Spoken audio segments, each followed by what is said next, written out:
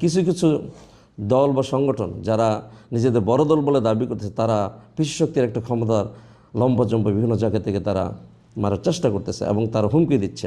Root লেভেলে তারা বলতেছে নির্বাচনে এই করবো সেই, তারা সেই ফ্যাসিস্টীয় প্ল্যানিং মেকানিজমে তারা চিন্তা করতেছে। আসসালামু আলাইকুম।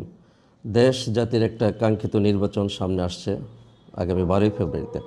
এই নির্বাচনের জন্য স্বাধীনোত্তর বাংলাদেশে এ পর্যন্ত যতগুলো নির্বাচন হয়েছে, এই নির্বাচনটা আমাদের কাছে সবচেয়ে একটা এফেক্টিভ নির্বাচন হবে বলে আমরা প্রত্যাশা করছি। কারণ জুলাই আন্দোলন, অজস্র শহীদের রক্ত, অজস্র মানুষের আহত, আহাজারি, জেল, জুলুম, হুলিয়া সব কিছু পেরিয়ে 5ই আগস্ট যে নব্য বাংলাদেশের স্বপ্ন আমরা দেখতেছি, তারই প্রেক্ষাপটে এই নির্বাচন। এই নির্বাচনে বর্তমান সরকার সহ সর্বদল, সর্বসাধারণ, এদেশের জনগণ সবারই প্রত্যাশা একটা ফ্রি ফেয়ার ইলেকশনের জন্য। তবে কিছু সমস্যা আমাদের কাছে এখন অ্যারাইজ হচ্ছে, যেগুলো আমরা আমাদের শঙ্কিত করে। কারণ বিগত দিনের বেসিক্যালি আওয়ামী সময়ের ডামি নির্বাচন, রাতের পর দিনে নির্বাচন, দিনের পর রাতে নির্বাচন, কতগুলো নির্বাচন। আজকে যারা জিএনজি বলে, যাদের বয়স 30, 35, 36, তার কেউই জীবনে লম্বা সময় পাড়ি দেওয়ার সত্ত্বেও তারা ভোট দিতে পারেনি। যারা 17-18 বছর, তার বয়স 36 বছর, জীবনে একটা পর্যায়ে চলে গেছে, 40-এর কাছাকাছি, তারাও ভোট দিতে পারেনি। আজকে এই ভোটের কাঙ্ক্ষিত এই ক্ষেত্রে এসে যদি আমরা লেভেল প্লেনটা ঠিক করতে নেব, তাহলে আমরা সব আশাই ভূমিদান হবে। সেক্ষেত্রে এখন উচিত বেসিক্যালি অবৈধ অস্ত্রের যে সঞ্চালনের বিভিন্ন জায়গায় শোনা যাচ্ছে, হত্যাকাণ্ড বেড়ে যাচ্ছে রাস্তাঘাটে বিভিন্ন জায়গায়, এই গ্রুপ সে গ্রুপের, এবং কিছু কিছু দল বা সংগঠন যারা নিজেদের বড় দল বলে দাবি করতেছে, তারা পিছুশক্তির একটা ক্ষমতার লম্বা বিভিন্ন জায়গা থেকে তারা মারার চেষ্টা করতেছে এবং তারা হুমকি দিচ্ছে। রুট লেভেলে তারা বলতেছে নির্বাচনে এই করবো সেই, তারা সেই ফ্যাসিস্টীয় প্ল্যানিং মেকানিজমে তারা চিন্তা করতেছে।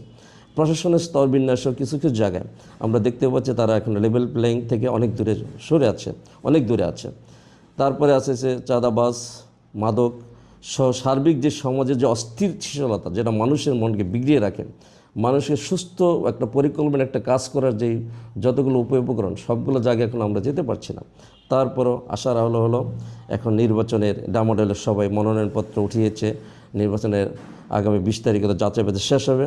তারপরে আগামী 12ই ফেব্রুয়ারি যে কাঙ্ক্ষিত নির্বাচন, সেই নির্বাচনের মাধ্যমে ইনসাফের বাংলাদেশ প্রতিষ্ঠিত হবে। জুলাই যোদ্ধাসহ স্বাধীনতার পর থেকে এদেশের মুক্তিকে মানুষের জন্য যারা সংগ্রাম করে রক্ত দিয়েছে, জীবন দিয়েছে, তাদের স্বপ্ন বাস্তবায়িত হবে। যারা ইনসাফের জন্য সর্বশেষ আমাদের শহীদ আব্দুল হাদি সহ অজস্র হাদিরা যারা জীবন দিয়ে এদেশে আবু সাইদের মতো, মুগ্ধের মতো যারা বুকে সামনে এগিয়ে দিয়ে, বুকটা পেতে দিয়ে, রক্ত দিয়ে তারা আগামী ইনসাফের বাংলাদেশের স্বপ্ন দেখতেছে, তাদের স্বপ্ন বাস্তবায়ন হবে। আমাদের সবারই সেই স্বপ্ন।